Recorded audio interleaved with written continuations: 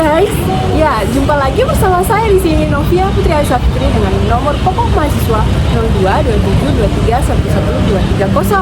Nah, pasti kalian sudah tahu tujuan pembuatan video ini yaitu untuk memenuhi mata kuliah tugas mata kuliah dari Bapak Dr. Suwito, SE MSI, selaku Wadek 1 di Fakultas Ekonomi dan Bisnis Universitas Hairun, serta dosen pengampu mata kuliah Ekonomi Syariah. Nah, saat ini di tempat yang sangat spesial bagi kita umat muslim, yaitu saya sedang berada di Masjid Agung di Kota Ternate, yaitu Masjid Al-Munawar yang terletak di Kelurahan Gamalama. Nah, kali ini saya akan membawa materi mengenai transformasi peran Bank Indonesia setelah kehadirannya Otoritas Jasa Keuangan. Ayo kita saksikan dan kita simak bersama-sama materi mengenai tema hari ini. Bank adalah suatu industri yang didasarkan pada kepercayaan masyarakat atau kreditur dan debitur kepada bank. Dengan adanya kepercayaan tersebut, maka masyarakat mau menyimpan uang dan atau meminjam uang dari bank. Dalam hal ini, asas kepercayaan tersebut perlu dilindungi oleh hukum yang diimplementasikan melalui berbagai regulasi. Regulasi tersebut dibuat untuk mengatur industri perbankan dan hubungan bank dengan nasabah sehingga kepentingan masing-masing pihak dapat dilindungi. Regulasi perbankan juga mempengaruhi kebijakan sektor ekonomi. Pengawasan bank yang dilakukan oleh Bank Indonesia meliputi pengawasan langsung dan pengawasan tidak langsung.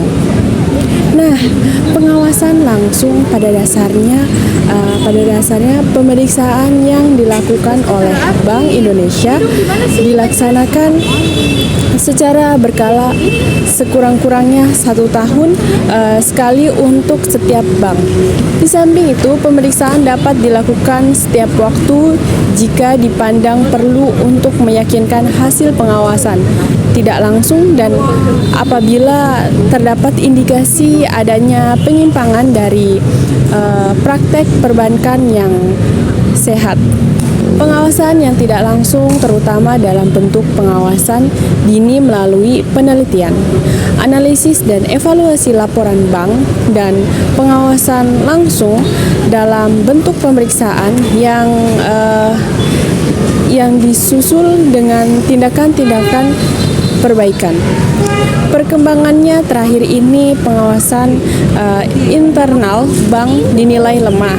Hal ini disebabkan karena terjadi beberapa kasus pembobolan bank serta kasus bank security yang dinilai sangat merugikan bagi negara. Selain beberapa kasus pembobolan bank yang membuktikan pengawasan bank masih lemah, juga kejadian krisis yang sempat melanda Indonesia juga merupakan bukti bahwa kestabilan keuangan belum bisa terjaga dengan baik. Nah, dampak krisis keuangan yang terjadi dirasakan seluruh lapisan masyarakat Indonesia seperti kurs nilai tukar yang tidak stabil, jumlah pengangguran yang semakin meningkat, serta tingkat kepercayaan masyarakat terhadap perbankan yang semakin lemah. Untuk mencegah terjadinya krisis keuangan kembali, maka diperlukan suatu pembentukan kerangka kerja antara lembaga pengawas kestabilan keuangan. Oleh karena itu, timbullah wacana untuk memisahkan fungsi pengawasan perbankan dari bank sentral, yaitu dengan dibuatnya Otoritas Jasa Keuangan atau OJK. Nah, bagaimana sih Bank Indonesia sebelum adanya OJK ini? Jadi, kedudukan Bank Indonesia atau BI mempunyai peran yang paling utama dan penting. Setiap negara mempunyai satu bank sentral dan hampir di setiap provinsi mempunyai cabang bank sentral. fungsi utama bank sentral yaitu adalah mengatur masalah-masalah yang berhubungan dengan keuangan di suatu negara. Di Indonesia, tugas bank sentral dipegang oleh Bank Indonesia atau BI, bank to bank. Tugas-tugas Bank Indonesia sebagai bank to bank adalah mengatur, mengkoordinir, mengawasi, serta memberikan tindakan kepada dunia perbankan. Bank Indonesia juga mengurus dana yang dihimpun dari masyarakat, kemudian agar disalurkan kembali ke masyarakat benar-benar efektif, penggunaannya sesuai dengan tujuan pembangunan. Kemudian di samping mengurus dana perbankan, Bank Indonesia juga mengatur dan mengawasi kegiatan perbankan secara keseluruhannya. Peran lain Bank Indonesia adalah hal menyalurkan uang, terutama uang kertas dan logam, di mana Bank Indonesia mempunyai hak tunggal untuk menyalurkan uang kartal. Kemudian mengendalikan jumlah uang yang beredar dan suku bunga dengan maksud untuk menjaga kestabilan nilai rupiah. Di samping itu, hubungan Bank Indonesia dengan pemerintah adalah sebagai pemegang kas pemerintah. Nah, begitu pula hubungan keuangan dengan dunia internasional juga ditangani oleh Bank Indonesia seperti menerima pinjaman luar negeri. Nah, pembahasan mengenai lahirnya OJK. Dalam penjelasan atas Undang-Undang Nomor 21 Tahun 2011 tentang Otoritas Jasa Keuangan atau OJK, disebutkan bahwa banyak permasalahan lintas sektoral di sektor jasa keuangan yang meliput tindakan moral hazard, belum optimalnya perlindungan konsumen jasa keuangan, dan tergantungnya stabilitas sistem keuangan semakin mendorong diperlukannya pembentukan lembaga pengawasan di sektor jasa keuangan yang terintegrasi. Lahirnya Undang-Undang Nomor 21 Tahun 2011 tentang Otoritas Jasa Keuangan atau OJK pada tanggal 22 November 2011 mengakhiri pertempuran kepentingan dan politik yang mencakup melelahkan antara yang setuju dan menantang pembentukan OJK.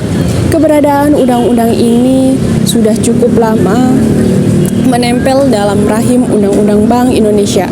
Dalam pasal 3 Undang-Undang Nomor 23 Tahun 1999 tentang Bank Indonesia disebutkan bahwa tugas Bank Indonesia atau BI sebagai pengawas perbankan yang sampai pada pengawas perbankan hanya sampai pada tahun 2002. Yang kemudian tugas pengawasan bank akan dilakukan LPK atau Lembaga Pengawasan Keuangan yang independen dan dibentuk undang-undang. Setelah lama ditunggu dan 2 tahun tertunda, akhirnya Undang-Undang tentang Otoritas Jasa Keuangan disetujui oleh DPR. Kini pemerintah tengah memilih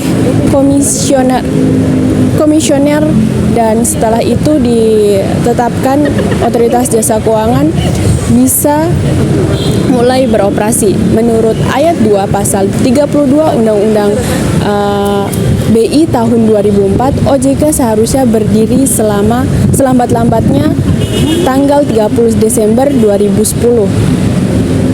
Penyatuan semua lembaga yang mengatur dan mengawasi lembaga keuangan BI dan Bappepan, LK diharapkan dapat memberikan perlakuan yang sama bagi semua jenis industri keuangan dan semua bentuk hukum kepemilikan atau negara, koperasi, serta swasta nasional dan asing.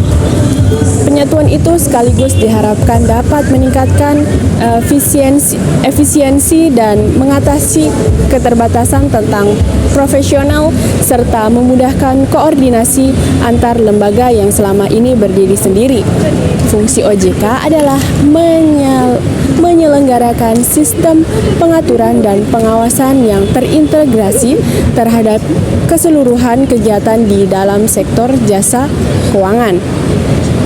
Sedangkan tugasnya mengatur dan pengawasan terhadap kegiatan jasa keuangan di sektor perbankan, pasar modal, perasuransian, dana pensiun, lembaga pembiayaan, dan lembaga jasa keuangan lainnya. Adapun alasan yang dikemukakan pemerintah, Departemen Keuangan tetap berkeinginan untuk memisahkan fungsi pengawasan dari Bank Indonesia dan menggabungkannya ke lembaga pengawasan jasa keuangan adalah sebagai berikut. Nah, yang pertama yaitu sistem keuangan yang bertumpu pada satu sektor keuangan beresiko menimbulkan sistem risk.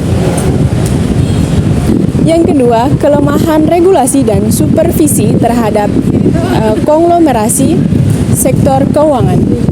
Yang ketiga, globalisasi sektor keuangan yang menyebabkan banyaknya transaksi finansial antar negara sehingga masuknya lembaga keuangan asing dapat mengancam sektor keuangan domestik. Nah, yang keempat yaitu pemberantasan money laundry. Yang kelima, berkembangnya produk lembaga keuangan, misalnya produk unit link dan universal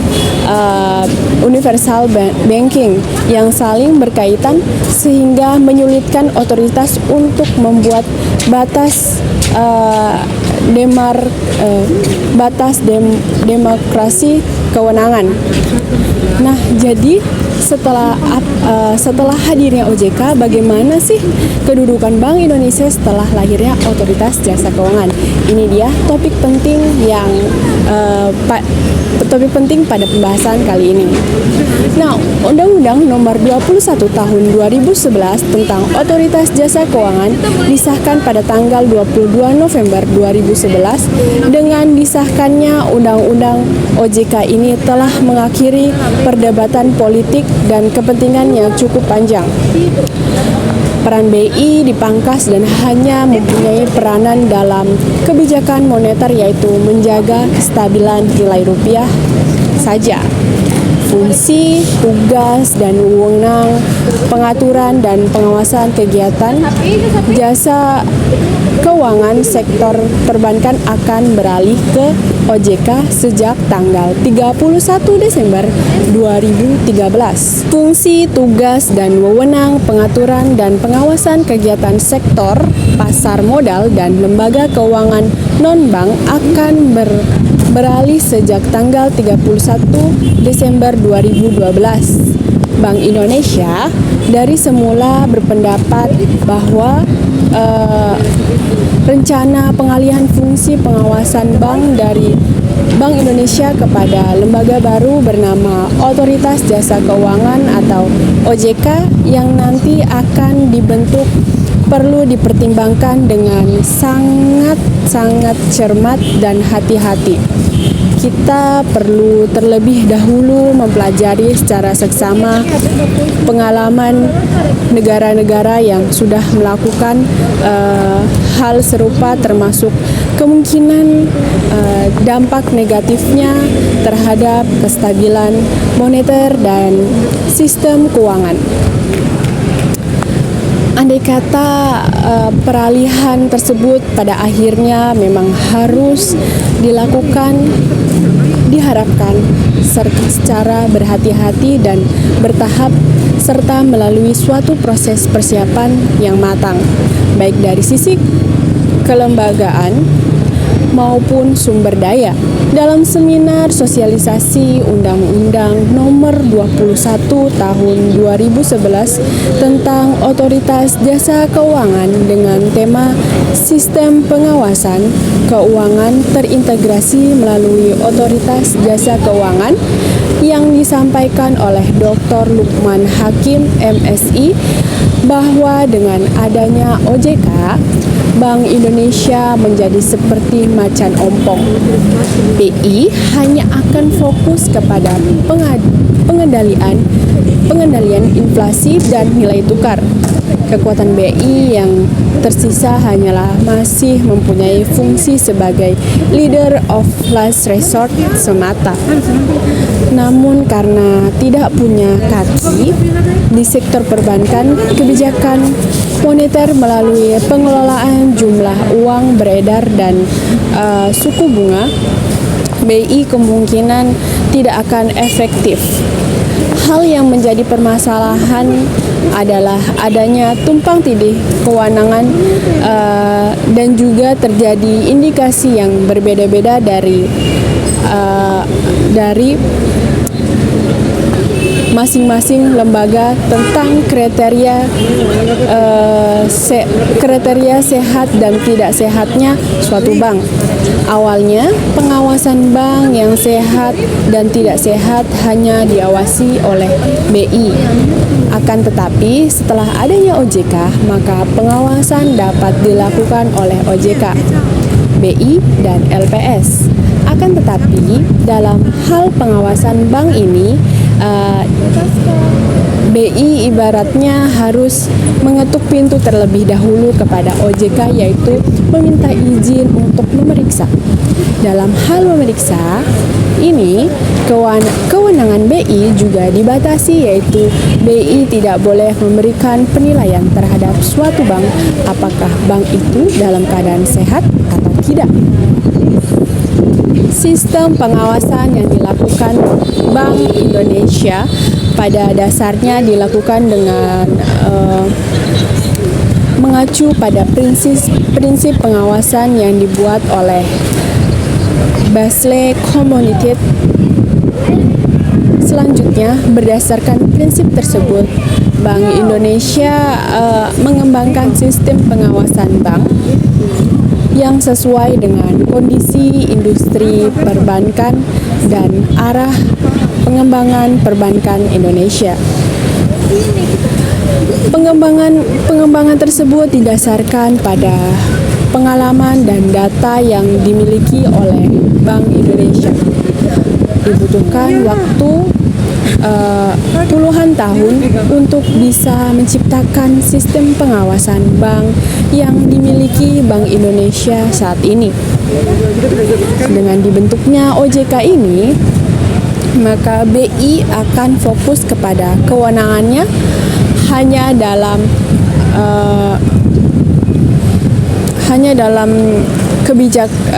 kebijakan moneter saja. Kebijakan moneter merupakan yaitu kebijakan untuk mencapai dan memelihara kestabilan nilai rupiah yang dilakukan antara lain melalui pengendalian jumlah uang beredar dan atau suku bunga. Peranan ini mungkin nantinya akan terdapat masalah ketika bank sentral yaitu BI tidak mendapat akses informasi secara luas mengenai sektor pengawasan bank, karena bank sentral dapat mengeluarkan kebijakan moneter yang baik karena memiliki kewenangan pengawasan bank. Untuk mengantisipasi hal ini, maka dibutuhkan koordinasi yang baik antara OJK dan BI. Nantinya sehingga BI dapat memperoleh akses langsung ke sektor perbankan.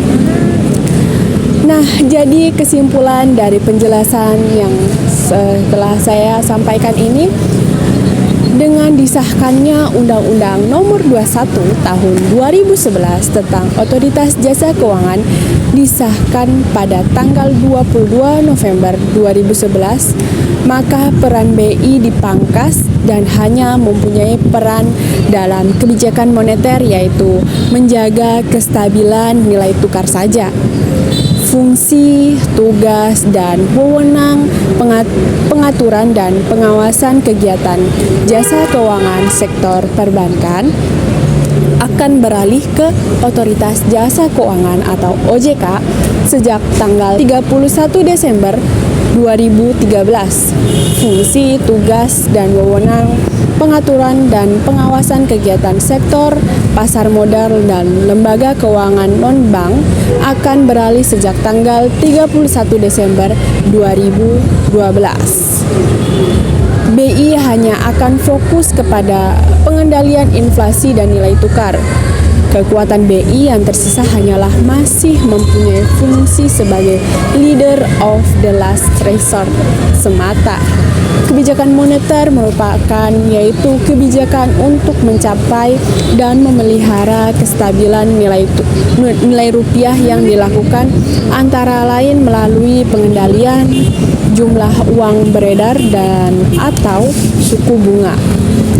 Peran ini mungkin nantinya akan terdapat masalah ketika bank sentral yaitu BI tidak mendapatkan akses informasi secara luas mengenai sektor pengawasan bank. Karena bank sentral dapat mengeluarkan kebijakan moneter yang baik karena memiliki kewenangan pengawasan bank. Untuk mengantisipasi hal ini, maka dibutuhkannya koordinasi yang baik antara Otoritas Jasa Keuangan dan Bank Indonesia nantinya, sehingga Bank Indonesia dapat memperoleh akses langsung ke sektor perbankan. Baik, itu saja penyampaian dari saya. Kurang dan lebihnya saya mohon maaf. Wabillahi taufiq walhidayah. Wassalamualaikum warahmatullahi wabarakatuh.